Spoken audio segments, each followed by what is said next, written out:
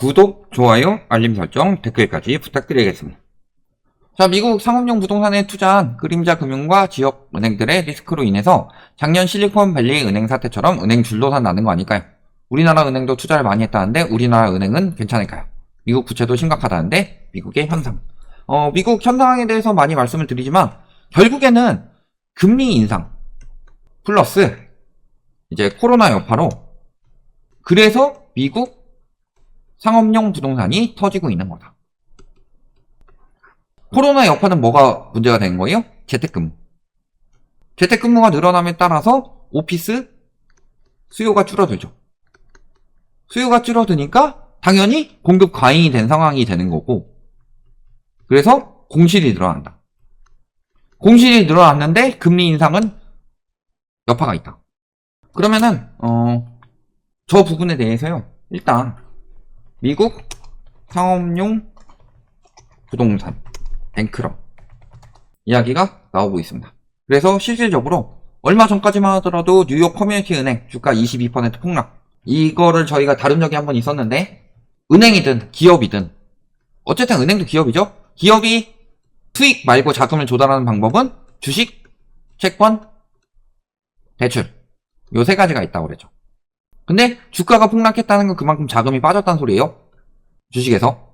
그런 거고, 저기 같은 경우는 일단은 뭐 회장 바꾸고 뭐 해가지고 다시 어느 정도 살아나고 했지만요, 저 리스크가, 상업용 부동산 리스크가 끝날까요? 아니면 계속될까요?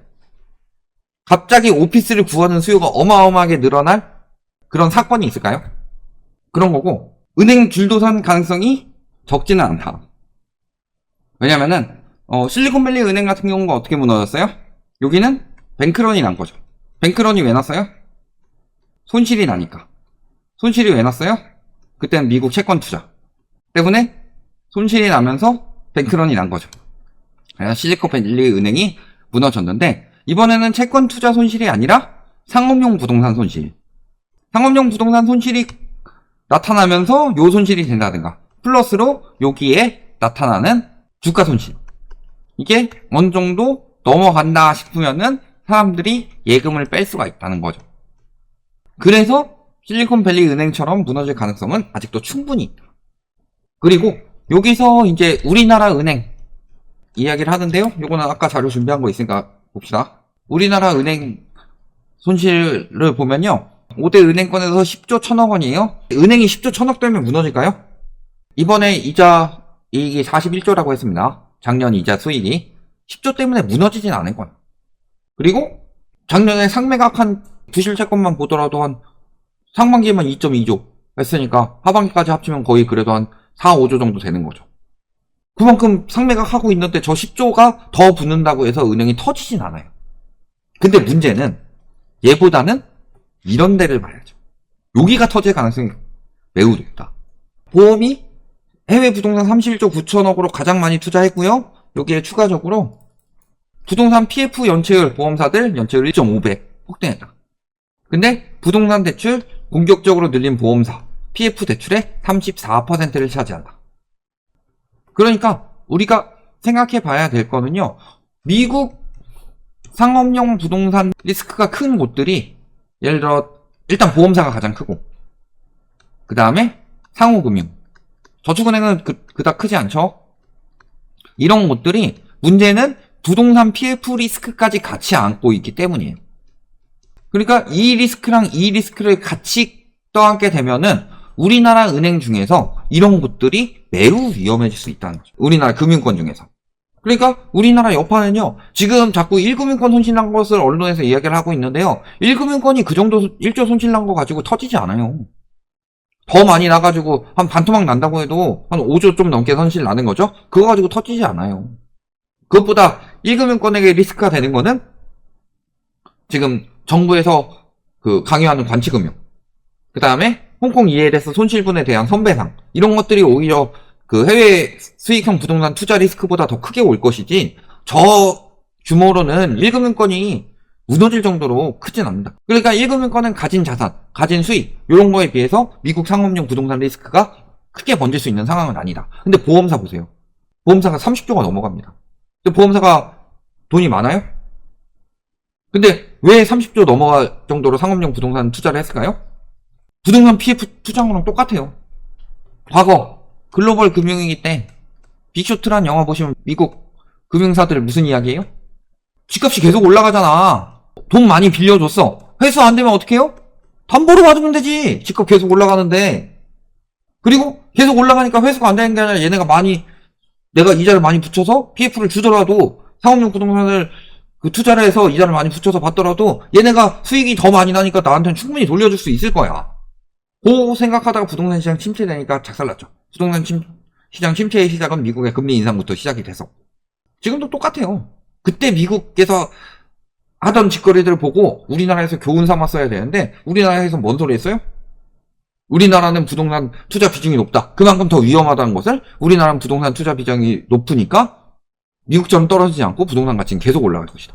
금리가 올라가면 그만큼 인플레이션이 심하다는 소리고 인플레이션이 심하다는 것은 실물 가치가 올라가는 것이니까 부동산 가격은 올라갈 것이다. 근데 금리가 내려가면 사람들이 더 많은 대출을 받을 수 있으니까 부동산 가격은 올라갈 것이다.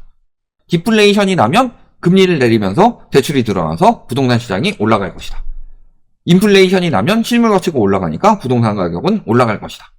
공급을 많이 늘리면 그만큼 수요가 많다는 뜻이기에 부동산 가격은 올라간다. 공급을 줄이게 되면 공급 부족이니까 부동산 가격은 올라간다. 인구가 줄어들면 서울로 집중화되니까 서울 부동산 가격은 올라간다. 서울에서 인구 빠지고 있는데. 인구가 늘어나면 수요가 늘어나니까 부동산 가격은 올라간다. 전세 대출을 확대하면은 전세 가격이 올라가면서 부동산 가격은 올라간다. 전세 대출을 축소하면은 전세 대출을 받을 수 없어서 주거 안정이 해쳐지니까 그 사람들이 매매 수요로 이동하면서 부동산 가격은 올라간다. 다 이런 논리였잖아요. 그런 이야기들 언론에서 때려줬고. 근데 예를 들어서 보험사에서 일하시는 분들이 부동산 시장에 대해서 그냥 일반 금융시장처럼 생각해가지고 사람들 심리가 몰리면 올라가겠구나. 부동산 시장은 주식시장이랑 다르죠. 왜? 주식시장 같은 경우는 빚 내서 하는 사람들도 있지만 안 내서 하는 사람들도 많고요. 위험하다 싶으면 빨리 뺄 수도 있어서 변동성은 크잖아요. 심리 영향을 많이 받고. 근데 부동산 같은 경우는 팔기가 쉽지가 않아요. 지금 거래량 보면 나오죠. 1월에 거래량 늘어난다고 했는데 늘어난 거래량 요거밖에 안 돼요. 왜? 부동산은 큰 돈 들어가니까. 그래서 현재 상황이 이렇게 나오고 있는 거예요. 이런 거고.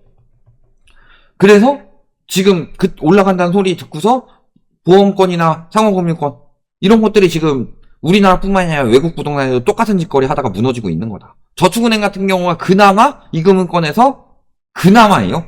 저축은행이 안전하다가 아니라 그나마 안전하다는 이유는 PF를 빌려줄 때도 자기 자본 20%를 지켰고 그 다음에 상업용 부동산도 투자를 덜 했다. 왜? 저축은행은 저축은행 사태를 한번 맞았으니까. 근데 문제는 그렇다고 해서 저축은행이 자금 여력이 충분하냐? 아니죠. 저축은행 적자나고 있어요. 그러니까 저축은행도 위험한데 상호금융이나 새마을금고나 보험사, 증권사 이런 것들 얼마나 위험하겠냐. PF에 많이 투자한 것들은. 그런 거고요. 지금 미국 부채가 심각하다고 했는데 그러니까 심각하기 때문에 지금 금리 인상에서 더 해가지고 확 조이지 못하고 일단 멈춰있는 거예요. 자, 미국 디폴트 이야기가 많이 나왔었죠. 해마다 반복되는 미국 디폴트 우려. 그래서 왜 이런 이야기들이 나오냐. 31조 4천억 달러. 즉 우리 돈으로 4경 2천조 원에 달하는 부채 한도를 늘리지 않으면 빚을 내서 빚을 갚는 것이 어려워지고 이게 미국이 채무 불이행에 빠진다는 소리다. 그러니까 미국은 이미 국가 부채가 어마어마하게 늘어났기 때문에 부채 한도를 늘려가지고 계속 부채를 막을 수밖에 없는 상황이 되었다. 자, 미국 정부 부채를 보면요. 요때까지 덜 늘다가 닷컴버블 막 이런 것들 터지면서 조금 더 상승폭이 커졌고 여기서 글로벌 금융위기 터지면서 상승폭이 더 커지다가 코로나 터지면서 상승폭을 너무나도 높여놨다. 그러니까 지금 부채가 엄청 많기 때문에 미국에서는 카드 돌려막기처럼 부채를 더 내서 부채를 막고 부채를 더 내서 부채를 막고 이런 형식이 나오고 있는 거예요. 그러니까 지금은 금리 인상을 한다는 것 자체가요. 가계부채도 부담이 커지고 기업부채도 부담이 커지지만 국가부채도 부담이 커지죠. 그럼에도 불구하고 지금 파월이 계속 금리 인상을 하는 이유는 그렇다고 해서 금리 인상을 하지 않으면은 물가가 안 잡히기 때문이에요. 부채가 저렇게 늘어나면서 무슨 일이 벌어졌어요? 인플레이션이 부채 때문에 생긴 거잖아요. 실질적으로. 정부 부채 이렇게 늘어나면서 정부 부채 늘려서 뭐 했냐? 시중에 돈을 풀었잖아요. 그러니까 글로벌 금융위기 터지고 나서 돈 엄청 풀고 그러다가 2017년부터 긴축 들어갔죠. 그리고 2018년부터 우리나라 하락세가 나왔어요. 미국이 긴축 기조였어요, 그때. 냅뒀으면 무조건 부동산 하락이었는데 코로나 터지면서 미국이 다시 완화하니까 이게 문제가 됐던 거지. 그러니까 경제에 대해서 기억자도 모르는 인간들이 와가지고 라이트하우스는 맨날 폭락 이야기만 한다. 2019년부터 이런 상황이 벌어지고 있었으니까. 미국이 요때 유동성을 줄이고 부채를 줄이려는 노력을 했기 때문이에요. 왜? 이때 돈 너무 많이 풀어서 경제가 문제가 될 것 같다 보였으니까. 그러다가 이렇게 풀었죠. 지금 줄이고 있는 거예요. 유동성을 줄이고 있어요. 미국에서 유동성을 줄이고 있어요. 부채는 감당이 안 되니까 지금 이자 분만큼 계속 부채는 늘어나더라도 그 문제가 더 터지지 않도록 금리 빨리 내리려면요. 인플레이션을 없애야 되고 인플레이션을 없애기 위해서는 시중에 풀린 유동성을 줄여야 돼요. 미국이 지금 그걸 하고 있어요. 근데 불구하고 뭐 집값은 올라간다? 말 같지도 않은 소리죠.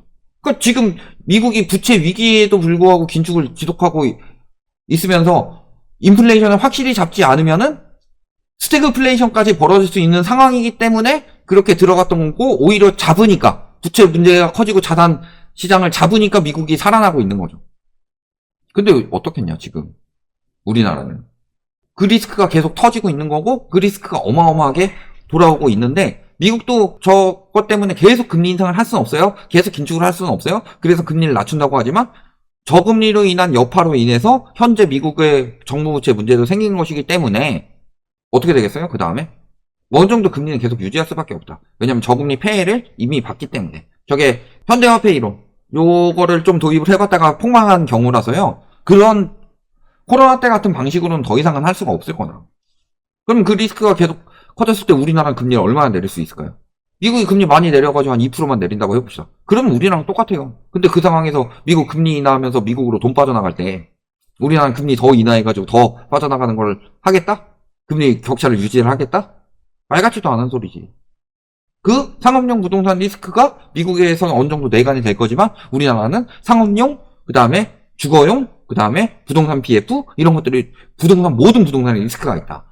글로벌 금융위기 때 미국보다 더 심하게.